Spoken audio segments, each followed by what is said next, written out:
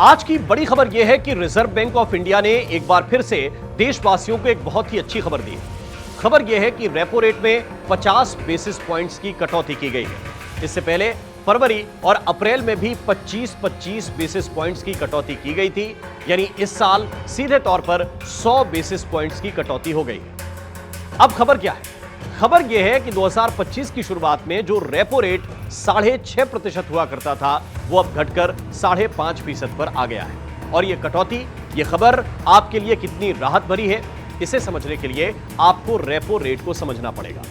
सरल शब्दों में आप समझिए तो रेपो रेट वो ब्याज दर है जिस पर बैंक आरबीआई से पैसे उधार लेते हैं। इसका मतलब यह है कि बैंक जो पैसा आपको उधार देता है, वो पैसा वो रिजर्व बैंक ऑफ इंडिया से उधार लेता है, और उसके बदले में जितना ब्याज बैंक आरबीआई को देते हैं वो कहलाता है रेपो रेट। यानी जनवरी के महीने में अगर बैंक आरबीआई को 6.5% की दर से ब्याज दे रहे थे, तो अब उन्हें केवल 5.5% की दर से आरबीआई को ब्याज भरना होगा, मतलब सीधे 1% की कटौती। यानी बैंकों की बचत अब बढ़ने वाली है।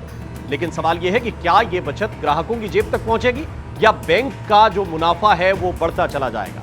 तो इसका जवाब यह है कि ग्राहकों को अब बड़ी राहत मिल सकती है, और इसका सीधा फायदा होम लोन और कार लोन वालों को मिल जाएगा। आपका बैंक या तो आपकी ईएमआई घटा देगा या फिर लोन की अवधि को कम कर देगा, यानी कि आपके साल घटा देगा।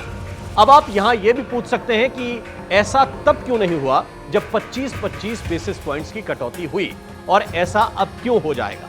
तो इसके बारे में आर्थिक मामलों के जानकारों का मानना है कि प्राइवेट सेक्टर के ज्यादातर बैंकों ने रेपो रेट में बढ़ोतरी के बाद ईएमआई में तुरंत बढ़ोतरी कर दी थी, लेकिन पिछली दो जो कटौतियां हुई उसके बावजूद ईएमआई घटाई नहीं, और इसका लाभ आम उपभोक्ताओं को नहीं दिया। तो इसके पीछे की वजह यह है कि रेपो रेट में कटौती के बाद भी बैंक ब्याज दरों में कमी करने के लिए बाध्य नहीं है। कोई उन्हें बाध्य नहीं कर सकता, लेकिन बाजार में कर्ज बांटने का जो आपसी कंपटीशन है बैंकों का एक दूसरे के साथ, उसको देखते हुए वो ब्याज दर घटा लेते हैं, वरना दूसरे बैंक को फायदा हो जाता है।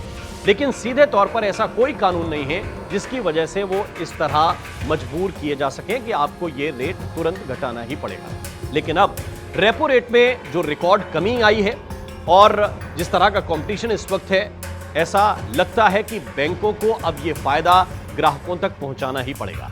और रिजर्व बैंक ने भी बैंकों को यह सलाह दी है कि रेपो रेट में कटौती का फायदा आम उपभोक्ताओं तक पहुंचाना चाहिए।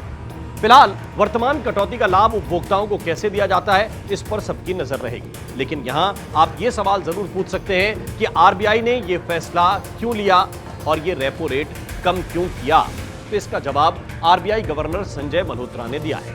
उन्होंने यह बताया कि महंगाई लगातार, जो आरबीआई का तय टारगेट है, आरबीआई का एक टारगेट है 4% के आसपास होनी चाहिए, लेकिन यह 4% के नीचे है, और अप्रैल में खुदरा महंगाई गिरकर 3.16% पर आ गई। ये 6 साल का महंगाई का सबसे निचला स्तर है। अब महंगाई जब नियंत्रित हो गई तो घरेलू अर्थव्यवस्था को सपोर्ट देना जरूरी था, और इसी को देखते हुए रेपो रेट में बड़ी कटौती की गई है।